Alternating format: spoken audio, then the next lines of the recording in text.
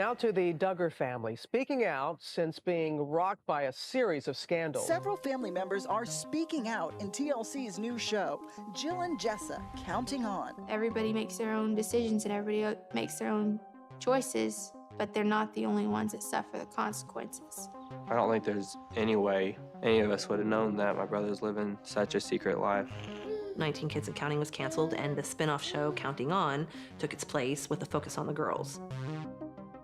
We will come out of this fire stronger as a family unit. I look at that kind of a thing as just further exploitation of the girls. They now are responsible for being the breadwinners, keeping the show going. They're doing this on the back of their own abuse stories. You've already worked through that, you've already dealt with it, and you've already moved on, and you don't want that like rubbed in your face all the time. And at some point, you're like, when is this crap gonna stop? How long of a rope does Jim Bob have? I'd probably jump his fence if I had to. He doesn't look too friendly. The show really tries hard to portray Jim Bob as kind of a lovable lug. We never see him like yelling at anybody or raising his voice or anything like that. And I think this is designed to kind of diffuse our understanding of the power that he really possesses in this family. In a land far, far away in a kingdom called Arkansas, there was a shogun named Jim Bob. Shogun Jim Bob also had a group of lovely maidens who are by far the fairest in the land. In 19 Kids and Counting, literally, we see Jim Bob handpicking the man who he thinks should be Jill's husband.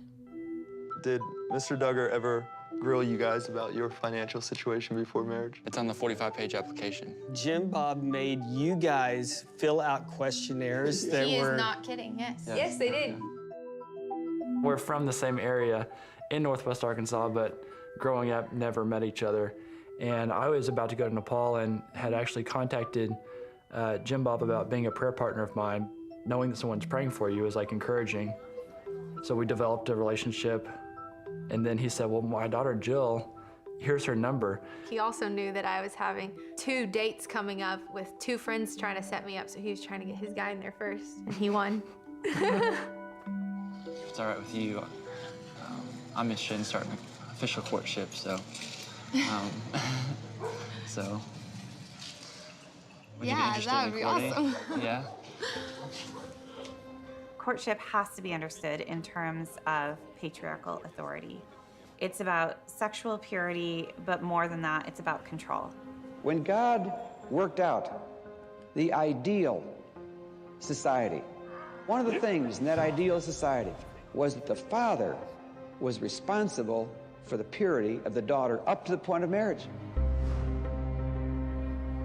It's about a father controlling his daughter's sexuality and controlling his children's future. You may kiss the bride.